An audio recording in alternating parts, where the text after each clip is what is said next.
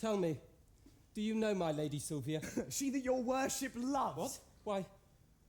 Why, how know you that I am in love? Marry, sir, by these special marks. First, you have learned, like Proteus, to wreathe your arms like a malcontent, to relish a love song like a robin redbreast, to walk alone like one that had the pestilence, to sigh like a schoolboy that's lost his ABC, to weep like a young wench that has buried her grandam, to fast like one that takes diet, to watch like one that fears robbing, to speak puling like a beggar at Hallowmass.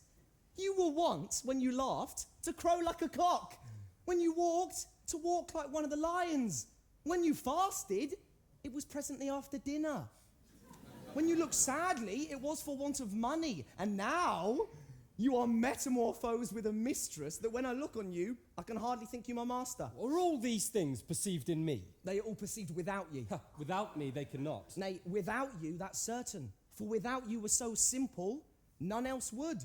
But you were so without these follies, that these follies are within you, and shine through you like the water in a urinal.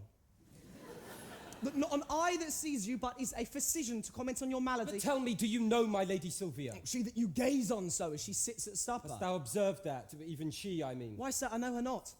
Or dost thou know her by my gazing on her, and yet knowest her not? Or is she not hard-favoured, sir? Not so fair, boy, as well-favoured. Sir, I know that well enough. What dost thou know? That she is not so fair as of you well-favoured. I mean that her beauty is exquisite, but her favour infinite. That's because the one is painted and the other out of all count. How painted and how out of all count? Marry, sir, so painted to make her fair, that no man counts of her beauty. How esteemest thou me? I account of her beauty. You never saw her since she was deformed. How long hath she been deformed? Ever since you loved her. Oh. I have loved her ever since I saw her, and still I see her beautiful. If you love her, you cannot see her. Why? Because love is blind. Belike then, boy, for you are in love. For last morning, you could not see to wipe my shoes. True, sir. I was in love with my bed. I thank you. You swinged me for my love, which makes me the bolder to chide you for yours. In conclusion, I stand affected to her.